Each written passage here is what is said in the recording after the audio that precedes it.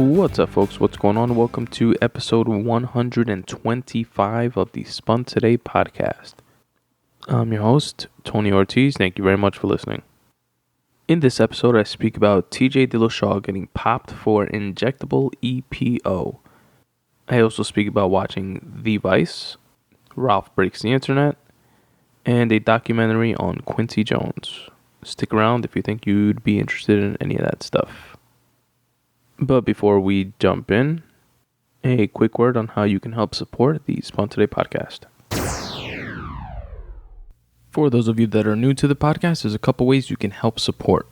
Rate and review the podcast on iTunes, Stitcher, or your favorite podcasting platform. Another way you can help support the podcast is by shopping on Amazon. But instead of going to Amazon.com, go to spuntoday.com and click on the affiliate links tab on my website. There you'll see an Amazon banner. Click that and it'll take you to Amazon.com. There you'll do your shopping like you normally do, and it will not cost you anything extra, but it will help support the podcast just for driving traffic to their website. TJ, man. What a fucking letdown that was. Former bantamweight champion TJ Dillashaw of the UFC was popped for using injectable EPO. EPO is a performance-enhancing drug. It's actually a hormone that your body produces in the kidneys and regulates red blood cells. Athletes that compete in elite endurance sports inject additional EPO, which the full scientific name, or whatever you want to call it, is erythropoietin, aka EPO.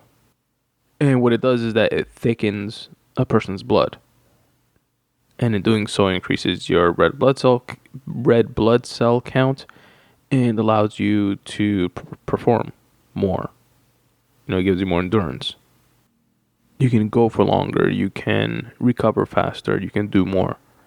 But listen to what it does. It literally thickens a person's blood. So the negative effects of it are that it can increase the risk of blood clots. People have gotten strokes from injecting EPO. And according to USADA, which is an independent drug agency, aside from the mandated Athletic Commission drug testing that UFC athletes are subjected to, there's an additional layer that the UFC independently pays for, which is USADA. And according to Jeff Nowitzki of USADA, EPO is towards the top of the list of performance-enhancing drugs that someone can do. And by towards the top of the list, I mean in terms of like seriousness. Like, it's definitely not like a mistake or like a tainted supplement. Like they, took creatine, and the vats that the company used to mix the creatine were the same vats used to make some sort of, banned substance, and there's some residue in it, in the creatine from it, and that, created a tainted supplement, etc. It's not that type of scenario, which has happened. It's just straight up 100% cheating. And TJ got popped for this from a sample submitted prior to the Henry Cejudo fight, which he lost. And what's an additional layer deep of fucked upness when it comes to that is that fight, which I've spoken about previously in this podcast, the fight against Henry Cejudo was a champ fight. It was the 125-pound champ, which is Henry Cejudo, versus the 135-pound champ, which is TJ Dillashaw. And TJ went down in weight to try to take Henry Cejudo's belt. It was this super fight that was literally poised to ending the 125-pound division, because the UFC was contemplating doing away with that division. Apparently there's like just a handful of fighters that are actual draws in that division, and they were gonna like force them to come up to 135 to strengthen that division and just do away with the 125. But Henry Cejudo, the 125 pound champ, won and put the kibosh on all those plans, at least for the time being. So imagine TJ Dillashaw on EPO would have won and like shut down that division, and then this news like comes out. You know what I mean? That would have been some extra fucked up shit. Now, something else that came to light via this news is that USADA does not test for EPO all the time. It's not one of the tests that they run each and every time. They test for other steroids each and every time, but not for EPO.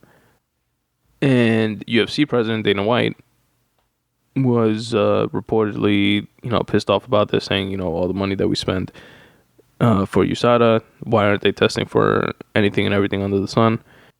So hopefully this is something that spurs EPO levels actually being tested in all fights. They do have past samples from fighters, right? USADA keeps, as an agency, they keep samples, blood samples, urine samples for X amount of years. I don't know how many. So they can go back and have gone back in TJ's case to test for EPO and from samples from previous fights, like his historic fights against Cody Garbrandt, where he beat Cody for the title and then beat him again in a rematch, and those actually tested negative for EPO. So by all accounts and purposes, he was not doing EPO during those fights. TJ posted a public apology on Instagram that y'all can watch. It was just him sitting down with like a sling on his arm because he just got shoulder surgery. That felt kind of, even though he showed like the stitches and shit like that from the surgery, that felt kind of contrived. He fessed up to the whole thing. What else is he gonna do, right? But he just said that he fucked up. He's gonna take his punishment as it comes, and that he apologized for letting everybody down, etc., etc. I think he said something along the lines of he wants his son to be able to see that if he fucks up, man up and apologize and like own your shit, which I guess is a positive message. But fuck, man, why'd you have to do it in the first place? Why create the situation that led to this, But who knows, man.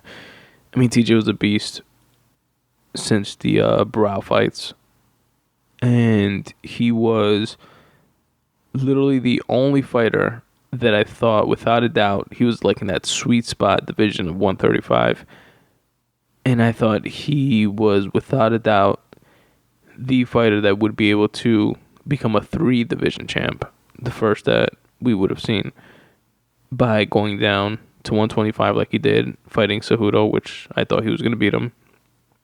And then after that, going up to 145, and although Max Holloway versus TJ would be probably a competitive fight, my guess would be that it would be a competitive fight, and Holloway would be the favorite. But if TJ could pull that upset off, he it's at least like a possibility. And I can't think of any other fighter within the range of being able to make any other 3 weight classes has the ability and opportunities to become a 3 division champ. And TJ was literally like the only fighter in the entire roster that I thought could pull something like that off. And then this crazy shit comes out. What a fucking shame. What a shame. They gave him a suspension for 2 years. So he's fucked until January of 2020, was it? No, or 2021? Something crazy like that. I don't think he's ever going to fight again. That's my prediction. If he does, maybe he'll come back for one fight, and that's it. But I don't see... I mean, TJ's what? He's in his mid-30s at least. He's 33 years old now. So in 2 years, he'll be 34, 35. Yeah, I guess he could still compete for like another year or two when he comes back. If he comes back. Be 35. Yeah, he could do it. Especially if he stays in shape and stuff like that. But fuck, man, he's a fucking cheater. That's it. Tainted legacy forever. It's like, I'll never look at him the same way again. Will I watch his fight? Sure. Like, more sort of like curiosity. Like, let's see how he does after such a long layover, etc. But, yeah, definitely not the same. He had that one shoulder surgery that, again, I felt like he was like trying to get sympathy for that. Then after recuperating from that one, he mentioned that he's going to get the other shoulder a surgery on that one as well, and it's going to feel good to like fix them up because they've been fucked up for a couple years, and he's been fighting and working like through them because he don't want to take a layover, so he's going to take the opportunity of the 2-year suspension and work on shit like that, which I guess is smart on his part. Like, might as well, right? But yeah, it's just an unfortunate situation that someone at the top of their game that apparently he's already the 135-pound champ. Like, why risk tainting all of that by taking EPO to go down in weight to fight at 125? I don't know. Like, do you want to win? If you want to win that bad that you have to cheat, it's like you shouldn't be competing whatever it is that you need to cheat at to be able to win. You shouldn't want it that bad. Next up is The Vice, which is based on a true story movie by Adam McKay, starring Christian Bale, about Vice President to George W. Bush, Dick Cheney. This was such a good movie. And Adam McKay was the director of The Big Short, which was an amazing movie, also starring Christian Bale, who did a great job in that. The book, The Big Short, is also amazing. Written by Michael Lewis, which wrote the Moneyball. But back to The Vice. Christian Bale, for the role, put on 40 pounds and really shaved his head for it. He's one of those method actors that really gets into his roles. He did an amazing job. Like, super believable. The way he spoke, his mannerisms. Like, you didn't see Christian Bale, you saw Dick Cheney while you're watching that movie. And it's obviously based on a true story, so take everything with a grain of salt. But as depicted in the movie, Dick Cheney was a sick son of a bitch who had a very narrow and like skewed moral compass. And a lot of what you see in the movie sounds like unbelievable, but there are certain things that I know to be true from reading about it in the past or hearing corroborating stories previous to the movie that had I not, those things would have sounded unbelievable. So I say that just to reiterate that Dick Cheney was a sick fuck. But things that I'm referring to are like him being the CEO of Halliburton, which had no-bid contracts from the government to rebuild Iraq after the invasion, which in essence means that after, quote, stepping down from running Halliburton and becoming vice president and pushing for the invasion of Iraq, the government chose randomly and magically Halliburton to be the company that goes into Iraq to rebuild it. And they made hundreds of millions of dollars off that no-bid contract. And by no bid, I mean a contract that was handed and given to Halliburton directly, as opposed to putting it out there for companies to make their best offer and the government going with the cheapest company that could do the job. That didn't happen. It was just handed over to Halliburton. I wonder why. The heart attacks, Dick Cheney is known to have had heart attacks. He had a heart transplant. One of the like a, I guess like a fun, it's not funny to have a heart attack, obviously, but one of the funnier stories related to having a heart attack is that people are saying that Dick Cheney was really the Antichrist, because there's some story in the Bible about the Antichrist not having a heart or not having a pulse, and Dick Cheney had no pulse. I don't know if they changed that now, but he had a type of pacemaker that would continuously stream the blood through his body, as opposed to having the pumping effect that a normal heart has. This pacemaker was just like set to like stream, so that pumping of the heart is what correlates to your pulse, that like pumping pulse that you have. But since he had that streaming shit, he didn't have a pulse, so they were like, making that correlation of he's actually the Antichrist, responsible for so many deaths in the world and stuff like that, and the whole not having a pulse thing. People have always said that during the George W. Bush presidency, Dick Cheney was really the guy behind the scenes pulling all the strings, and this movie pretty much shows just that. He didn't have the traditional symbolic vice president role. He was much more active and involved.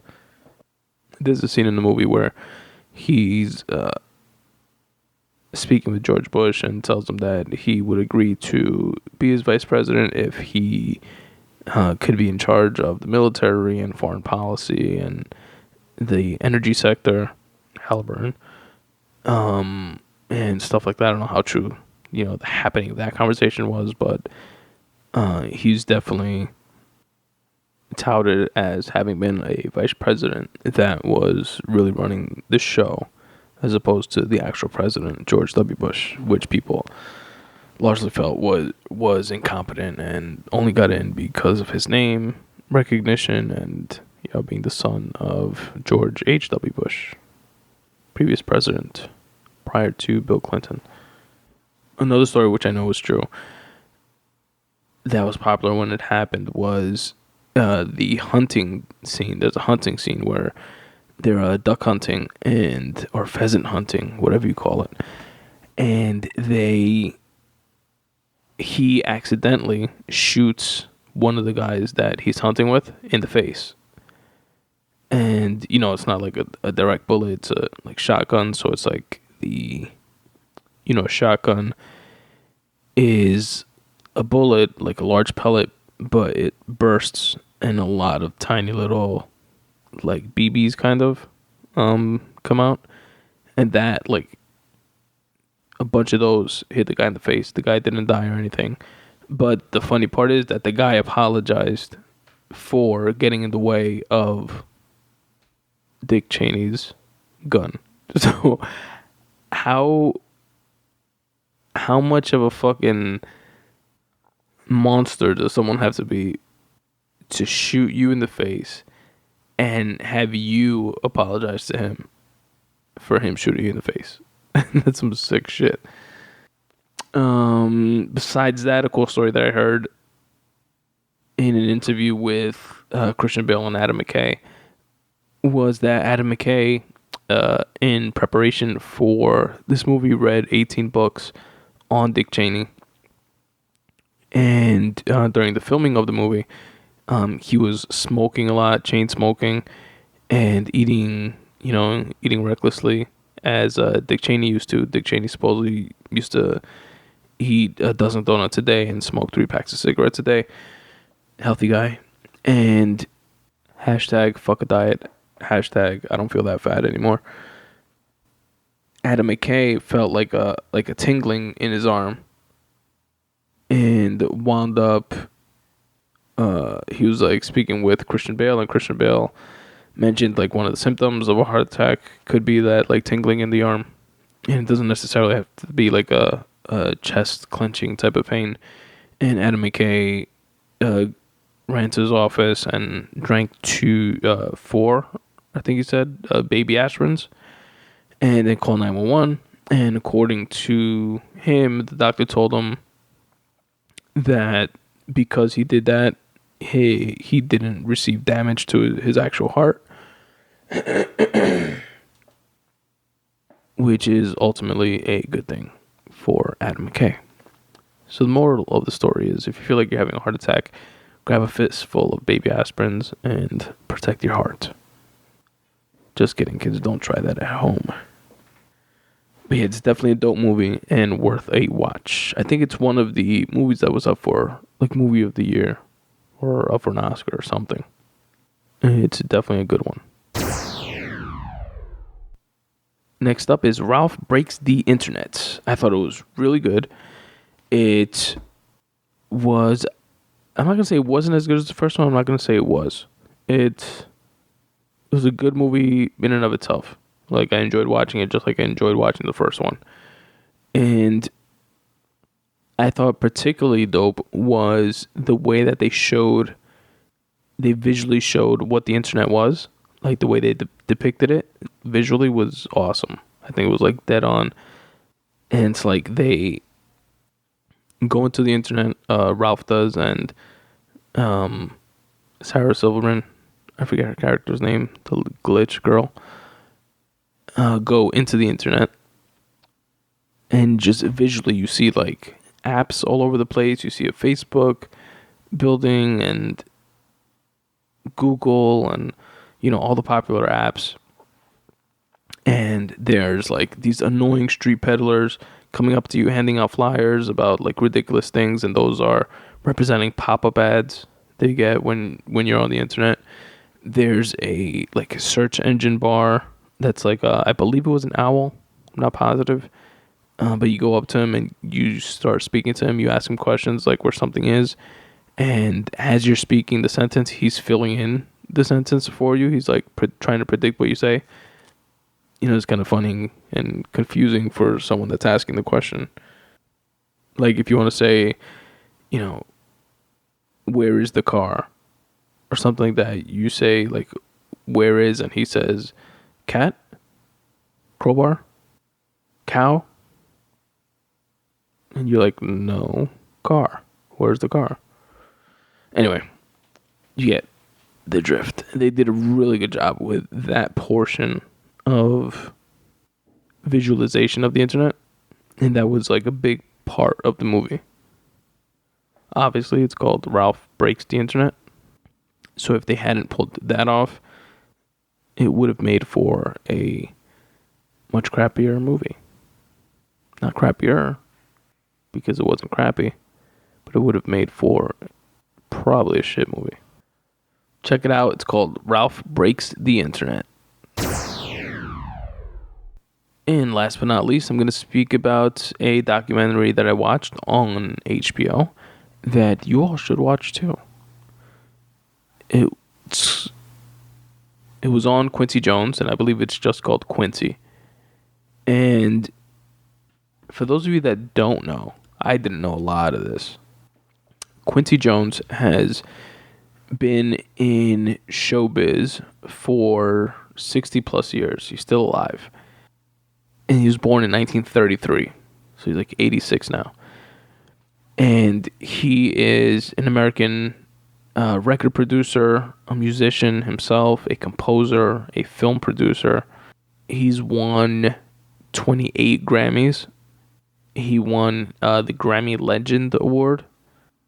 And he was nominated in total for 80 Grammys, which is crazy. He was the first African American to be nominated for an Academy Award. He created the original score for the 1967 film In Cold Blood, which earned him his second Academy Award. He was classically trained musically. He was the producer for Michael Jackson's Off the Wall album, the Thriller album, the Bad album. He produced and conducted the We Are the World song in the 80s. The We Are the World, we are the future. Where like all the celebrities, they got together and like sang the song. That was him that put that together. And that was raising funds for victims of famine in Ethiopia. What else? He worked with Michael Jackson, like I said, Frank Sinatra. He was born in the south side of Chicago. They went through his childhood, which was kind of sad. His mother was a schizophrenic and she wasn't around. He wrote musical arrangements for folks like Duke Ellington and Ray Charles. He has a shitload of film credits. One of the ones that stand out most to me is that Steven Spielberg normally works with one composer, John Williams. And besides John Williams, he's worked with two others, which is Thomas Newman, and the other one is Quincy Jones. Quincy Jones is also responsible for putting on folks like Whoopi Goldberg and Oprah Winfrey. Probably heard of her before. Like to this day, like Oprah still credits Quincy, saying like without him, she wouldn't be like who she is and where she's at. He's responsible for creating TV shows like The Fresh Prince of Bel-Air and putting on Will Smith and really introducing Will Smith into acting.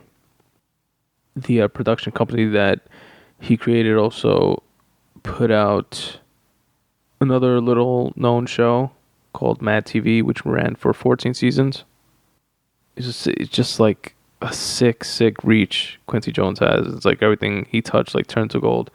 It's a really great documentary that I recommend you folks watch. And I just want to close with one of my favorite stories, which is related to Will Smith and how the Fresh Prince of Bel-Air concept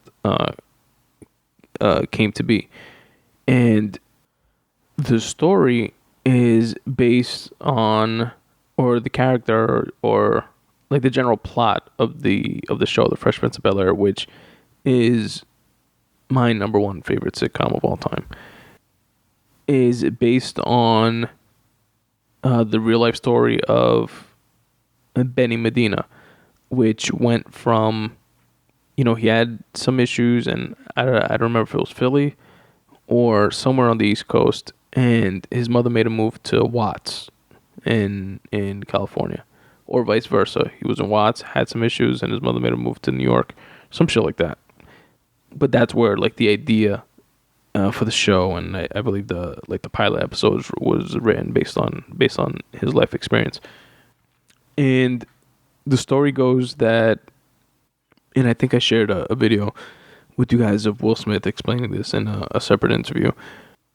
The story goes that Will Smith had just put out his like first music album, with Jazzy Jeff, did crazy well. I think it went platinum, and he had no money though because he didn't pay taxes, didn't know he had to, and then all of this money went to that, and he was just like spending money like mad, and his second album flopped.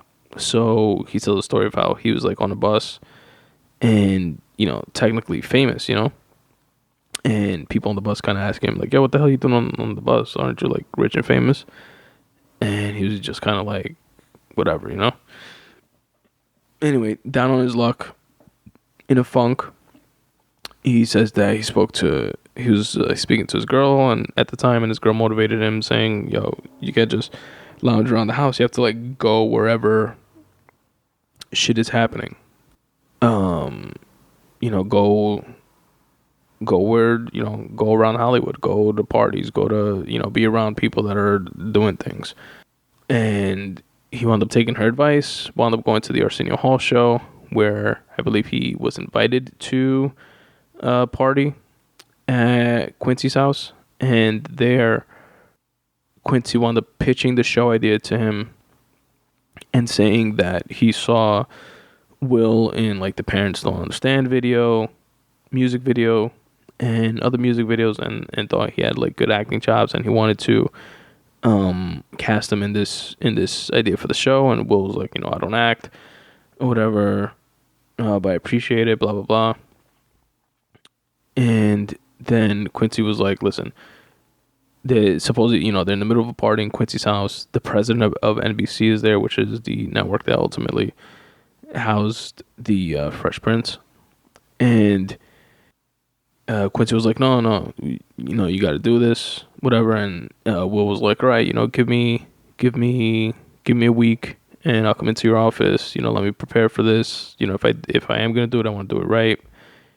And Quincy was like, "All right, but you see that guy over there? That's the president of NBC. If you say that you want to wait a week's gonna come, and then he's gonna be busy, and then 1 week is gonna turn to 2 weeks, and then 2 weeks is gonna turn to a month." And then Will was like, "Yeah, a month, that sounds better. Maybe I could get an acting coach, and then, we could do it then." And Quincy was like, "Listen, you can do this ad hoc rehearsal here, like I want you to do, in front of the president of NBC, and change your life trajectory in the next 5 minutes, or you can take the risk of waiting a month and that opportunity not being there a month from now." And then Will was like, "All right, fuck it, I'll do it." And they acted out this scene from a script, and the story goes that right then and there, Quincy pressed the president of NBC, saying, "It's good, right? He's good. This show could be a hit or whatever, que sé cuánto." And then he agrees verbally, and then Quincy says, "All right, so let's drop a contract right now.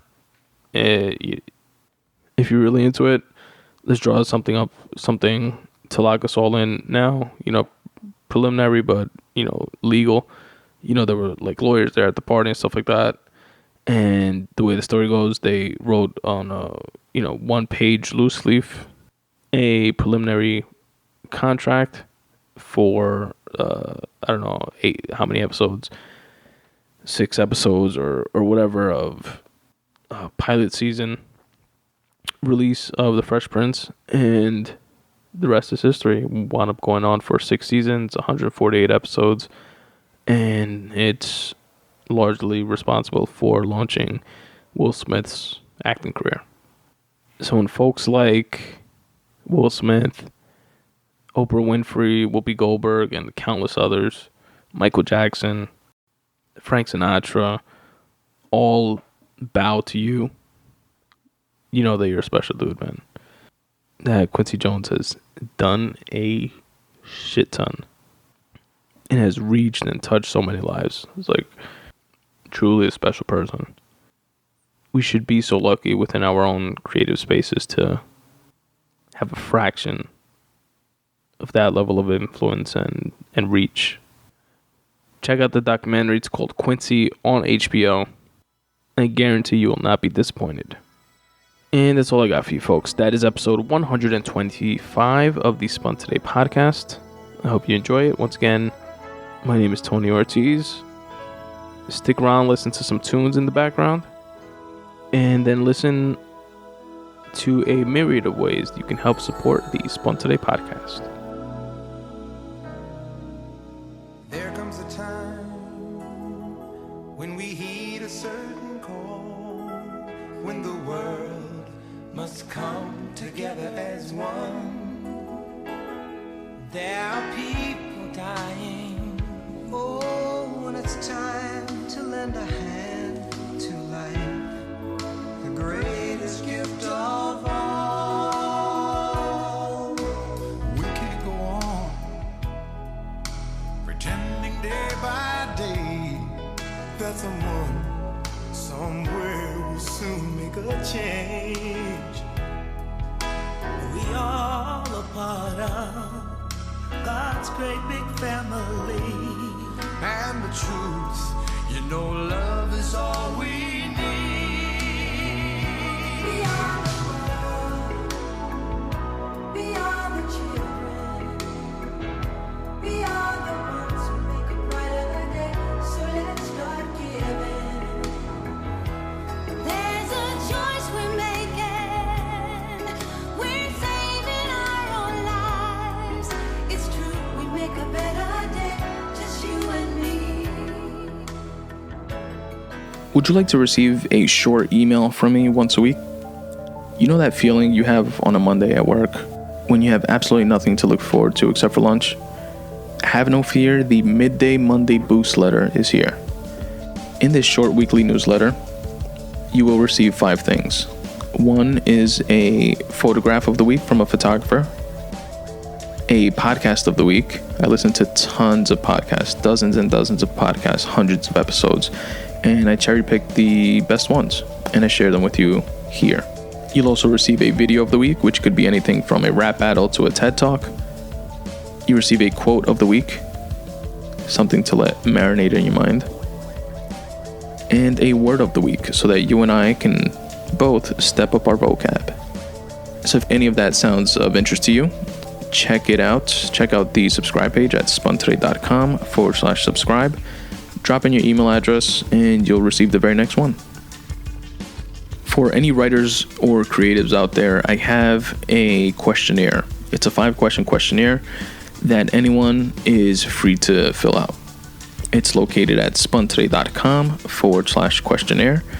And what it is 5 open-ended questions related to your craft. It's things like what inspires you to write or create whenever you don't feel the inspiration to do so. What are your favorite apps or tools or tricks to trick yourself into getting into the mind state of actually creating? What inspires you, etc., stuff like that. And what I do with your responses is share them on a future episode of the podcast.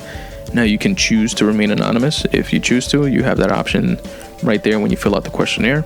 And if you do not choose to remain anonymous, I give you a shout out on the podcast and promote for free whatever it is that you have going on. So I appreciate you in advance for sharing that with me, as well as the rest of the listeners of the Spun Today Podcast, which would stand to gain from you filling out the questionnaire. Now, you can help support the podcast in a myriad of ways. One way, which does not cost you anything and is most popular within the podcasting community, is by shopping on Amazon using my affiliate links banner. So the way that works is you go to spuntoday.com/affiliate links, or just click on the affiliate links tab at the top center of the page. And there you will see a banner for Amazon. You literally just click on that and it takes you to Amazon's website where you do your shopping like you normally do. It does not cost you anything extra, but Amazon will give me a kickback just for driving traffic to their website. So that would be a big help. It literally costs you nothing extra financially, just costs you a couple of extra clicks of your mouse before you do your Amazon shopping.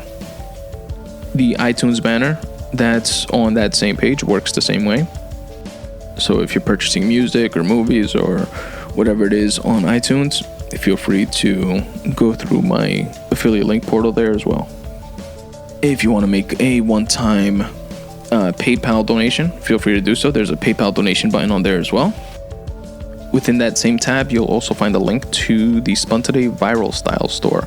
Now, the Viral Style store is a store where you can get Spun Today merch, whether it's a coffee mug or a t-shirt that I personally designed. And spoiler alert, I'm no Ralph Lauren or, whoever designs Gucci stuff.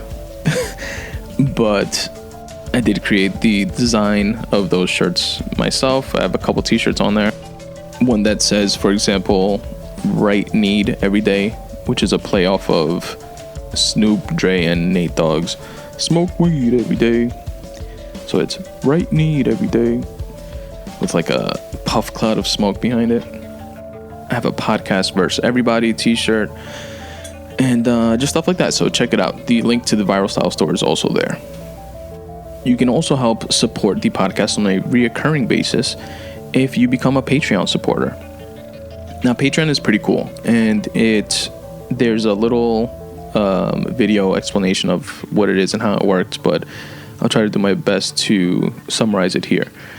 Basically, you sign on to Patreon, which is a free service, free account, and you can support not just myself, but any other podcasters or creatives that also have Patreon pages. And you can choose to, for example, donate $1 to them on a per episode basis. So the Spun Today Podcast has 2 episodes a month. So if you donate $1 to it, it'll be $2 a month, basically.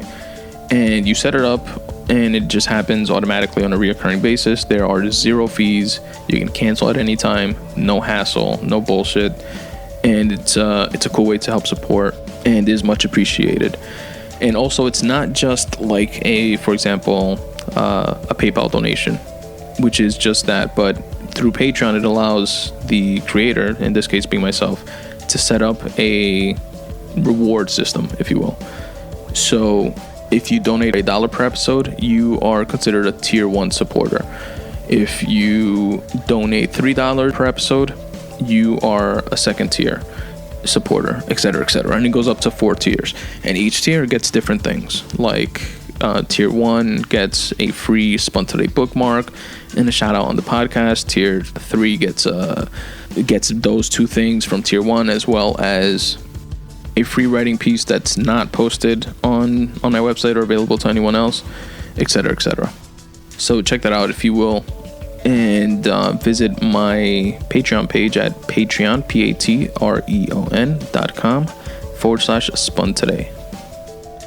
Another great, amazing way to help support the podcast is to rate and review it. This costs you absolutely nothing.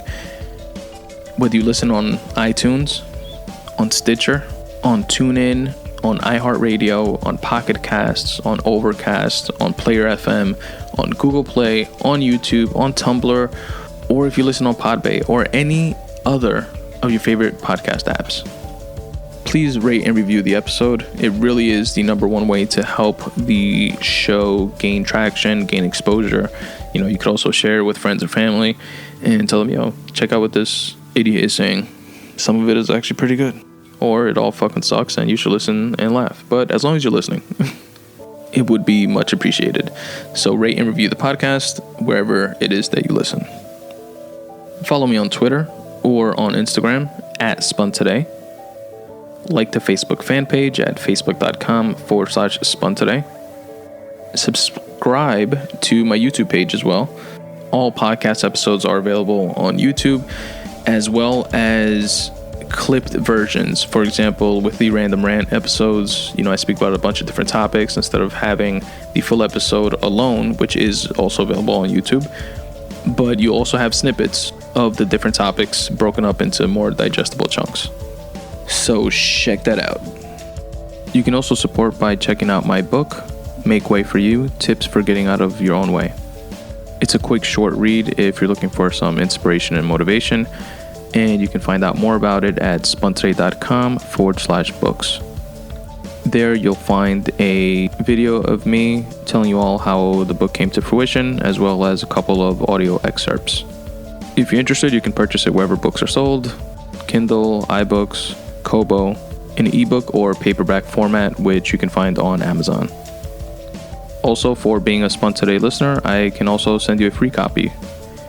Right there on that same landing page at spuntoday.com/books. Drop in your email address at the bottom of the page, and I'll shoot you over a copy in the format of your choice.